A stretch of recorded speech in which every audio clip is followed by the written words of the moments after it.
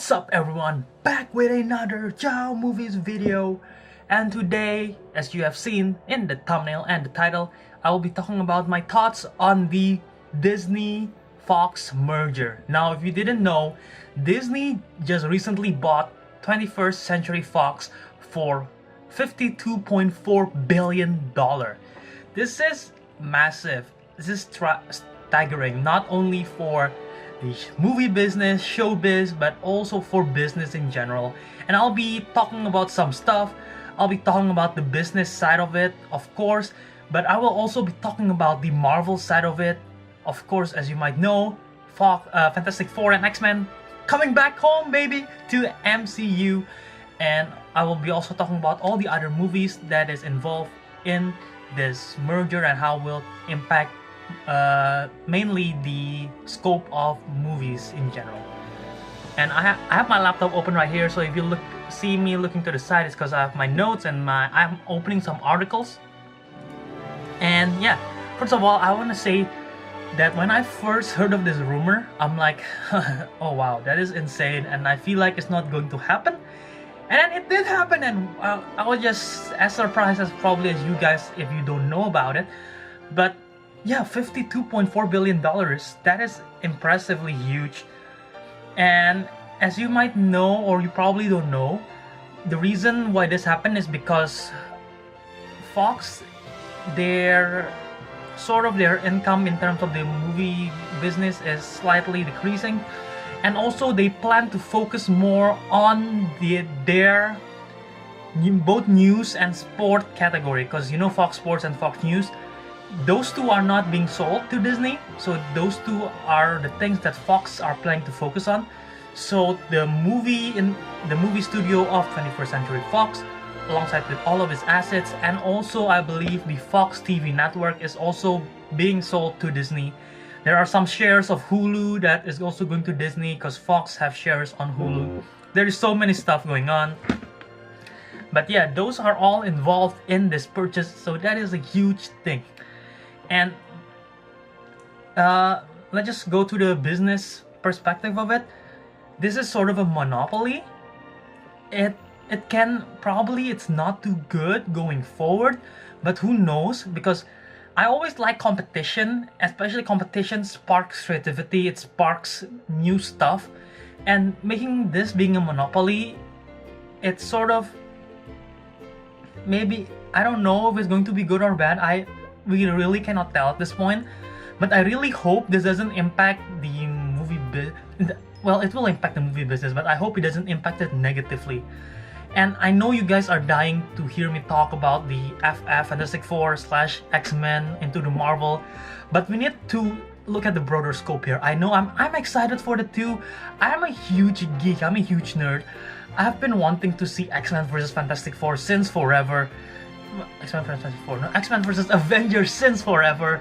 There's been a comic, I love the comic of X-Men vs Avengers. I want to see them crossover, I want to see Galactus, I want to see Doctor Doom and everything. But we need to see the bigger picture here. There is an article in here which I'm opening right now from Deadline, which recently said that 5,000 to 10,000 jobs will likely be shed for the Disney Fox deal. Now that is a lot of jobs being impacted, and that's probably not good. Well, that's not probably, it's of course not good, because people's job is on the line, and yeah, that's harsh. But I guess that's what happened in the movie business, because Disney's just taking over everything, which is insane. You might ask why Disney probably want to purchase Fox. Well, you might have heard, or probably not, that Disney is planning to do their own streaming service to rival Hulu, Netflix, Amazon Prime, whatsoever. They're going to make their own streaming service, and in order to do that, they need to have lots of content, right? Not only their own Disney movies, they also, of course, they have Star Wars, they have Marvel stuff, but they need to expand beyond that. One of the reasons of getting Fox is to do that. That's what I believe it is, at least, and that's what I've heard, because Fox have so many stuff, not only from their TV properties, but Fox have just so many broad stuff that Disney could do in their streaming service, and it will convince people to get their streaming service if they have so many content. Let's talk about the Marvel stuff. Alright, so X-Men, Fantastic Four, back home to the MCU, baby! Oh yes, Phase 4 is Phase Fantastic Four. I've been saying that to my friends for a couple of times. X-Men Fantastic Four, guys, in the MCU, we can see Galactus fighting the Avengers. We can see the X-Men and the Avengers. We can see Hulk versus Wolverine. Oh, how cool is that? Oh, we can see Spider-Man talking back and forth with Deadpool. We can see Spider-Man with Human Torch, Iceman. We can see Professor X and Magneto teaming up with the Well, let's not talk about the Inhumans. We can see the Illuminati, not that Illuminati, the Marvel Illuminati, Tony Stark, Black Panther, Namor. Oh wait, Namor's Universal. Never mind about Namor. I don't know what the rights for Namor are. Namor, what Submariner. Anyway, that is exciting. X-Men Fantastic Four in the MCU. I don't really know how they will incorporate it, but I feel like they could. I don't think they should introduce in Phase 3. I think they should stick with whatever they're doing in Phase 3. They shouldn't tinker with Avengers Infinity War. They shouldn't tinker with Avengers 4. Even in post-credit scene, I feel like they shouldn't do it. Save it for Phase 4 if that's what they're planning to do. Marvel has said that they're planning to do. They already have a 20 movie lineup for Phase 4. So I don't know if Fantastic Four is actually part of that lineup that they're sneakily Kevin Feige has already been planning, but I don't think so. So I don't know how are they gonna fit in. Well, I believe if they're planning to put Fantastic Four, which is the easiest one, because X-Men have their whole lineage right now and they're still making movies for X-Men. So if they're doing Fantastic Four, that's the easiest one. They could just introduce them. Don't need to tell an origin story. Just to make, well, it could maybe retell it. I'm not too, in my opinion, just like a hint, like a stint of a retell of the origin, but don't need to go back to all the origin story, but just say like they've been here the whole time, but maybe they're stuck in the negative zone or something, and then they're now back to the human world with all the Avengers and everything roaming all around. That's probably the easiest way to introduce Fantastic Four without going back and like explaining where they have been this whole time or making them start from scratch. So that is a great idea in my opinion if they want to do Fantastic Four. R-rated movies for X-Men Fantastic Four for Marvel. How will Deadpool survive? Bob Iger, which is the CEO of Disney, say they don't have a problem making an R-rated movie as long as they address it in the marketing clearly that this is an R-rated movie. I don't know if that's gonna work out for Disney. That's what he says, but I hope they have no problem with it, and I hope we can see more Deadpool and see more R-rated movies, because Deadpool and Logan was incredible for what they are. They transcend the comic book genre, and we're going to see New Mutants from Fox X-Men, which I'm actually super excited because it's a straight horror movie. The Fox X-Men stuff has actually been sort of good, which is sort of why I'm sort of conflicted. Like, despite how much I want to see them together, what they're doing is very interesting, bringing all these obscure characters, and also we are seeing 3 X-Men franchise related movies next year and 3 MCU movies, making that 6, plus Venom, making that 9, and a new Spider-Man movie animated. If you haven't seen the trailer, it looks awesome, making that 10. I hope I'm not missing anything. 10 Marvel movies next year. And if all of them is under the same roof, under the same studio, I believe the most they can do is 4, and that is also a bit convoluted. Maybe, I don't know how they're going to deal with that, but we won't be able to see 10 superhero movies in the same year again. I don't know if you think that's too much, but I think that is amazing. But then again, the merger has happened, so there's nothing I can do to say like, oh, I hope we can see 10 movies. I don't think that's going to happen if the merger has happened, but at least we can look forward to Fantastic Four and X-Men in Marvel. Alright, moving on. As you might know, Fox have their own animation studio called the Blue Sky Studio, which have Ferdinand, which is a movie that's released in theaters right now. They also have Ice Age, I believe. I'm actually going to check it right now. I'm not too familiar. Blue Sky Studios, yeah, but I know they're Fox properties. And why I want to talk about this as well, Disney have Pixar. And Disney have Disney Animation Studios. They've made Moana, Frozen, that's for Disney Animated Studios. They've made Coco, Finding Dory, Cars, Inside Out, Toy Story, all those stuff for Pixar. And now they have Blue Sky, which is part of Fox. And Blue Sky have Ice Age, the Rio franchise, Ferdinand, Peanuts movie, Robots, well, their movies probably not the biggest names, but they do have their own animation studio. Now the question is, how will Disney incorporate this? Will they merge it into one part of the Pixar or Disney Animated Studios? Or will they be a separate franchise, a separate studio on its own, and Disney is going to have 3 animation studios? Because that is sort of bonkers in my opinion. And for sure it's going to get affected. The question is, like I said, how is it going to get incorporated? Now I don't know, but I feel like the best way, which is kind of sad, it's really sad, but maybe they have to shut down the studio, because that will, well, that's not the best way, I guess. It will cut off more jobs. But then again, I don't know how Disney can handle 3 animation studios. If they can, that's fantastic. But then, yeah, so I don't know. What do you guys think? Tell me in the comment section below. How do you think they'll handle Blue Sky with Pixar and Disney Animation Studios going on already? And also another Fox Studios that are going to get affected is Fox Searchlight. If you don't know Fox Searchlight, they are a sort of separate from 20th Century Fox Studios. They deal with more of the indie Oscar-worthy movies. I believe The Shape of Water, which is having Oscar buzz this year, is from Fox Searchlight. I'm checking their page right now.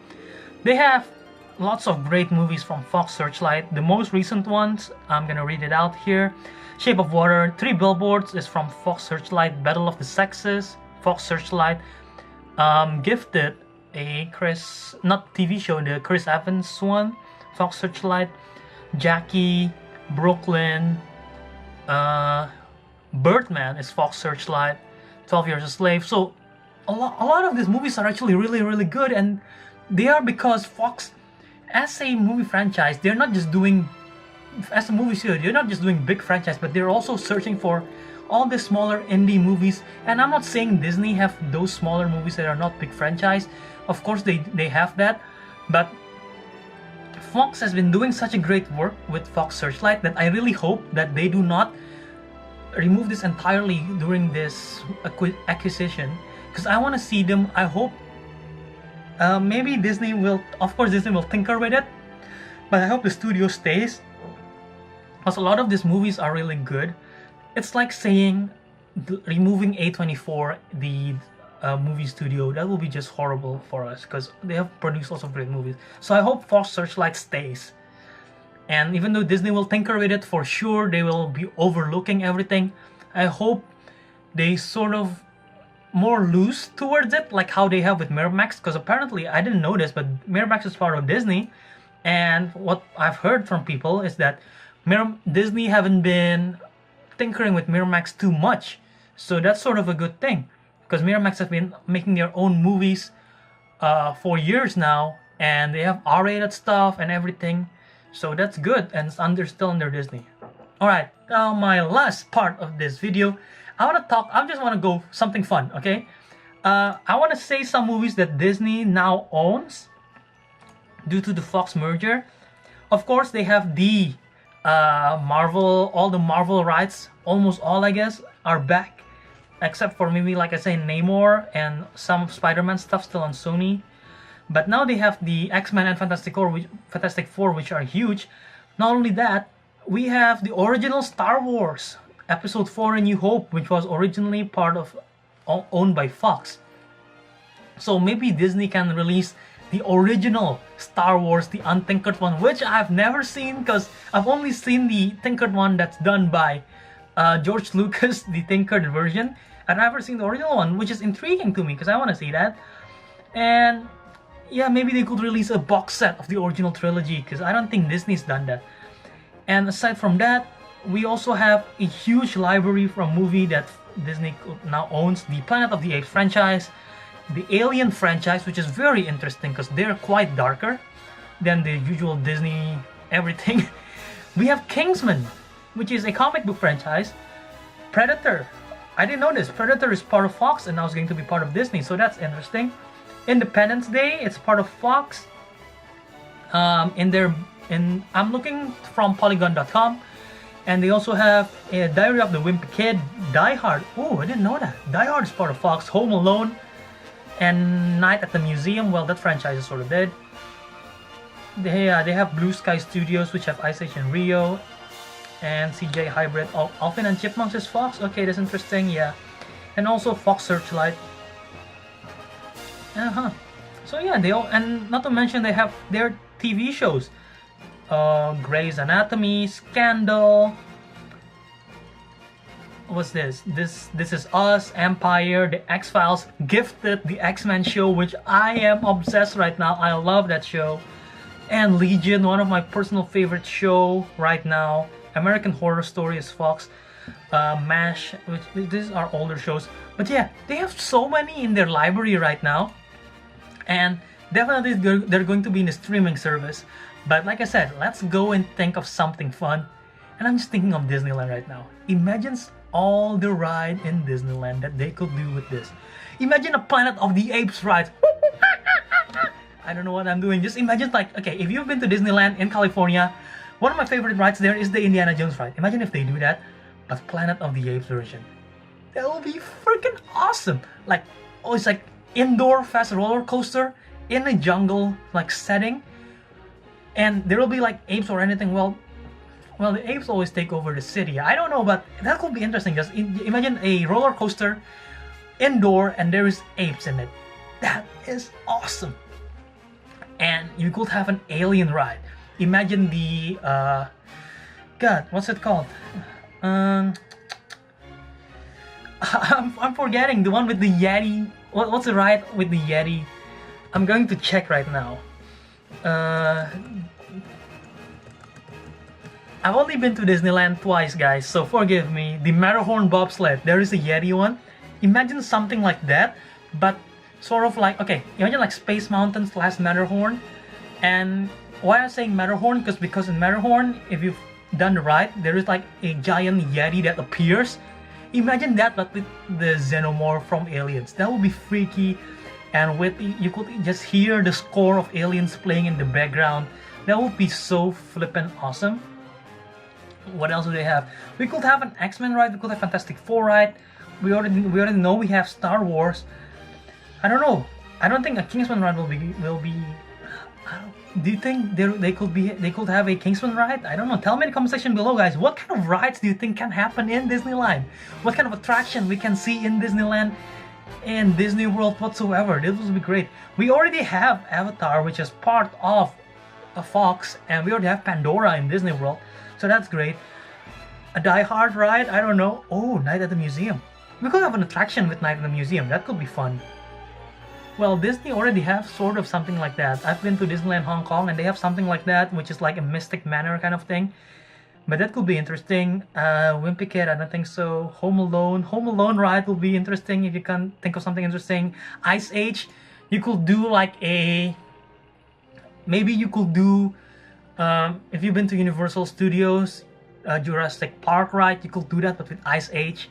So you're riding on a iceberg or something, and there's like I haven't watched the franchise in a while. I'm forgetting the name, but there's like Diego, which I'm not wrong, is a Sabretooth, and you have Sid and Melman. Is it Melman? I don't remember, but yeah, those characters. Oh, there's so many stuff you could imagine. I want to hear your thoughts in the comment section below. What kind of Disneyland rides we can see from all this acquisition? That is just something fun to think about, right?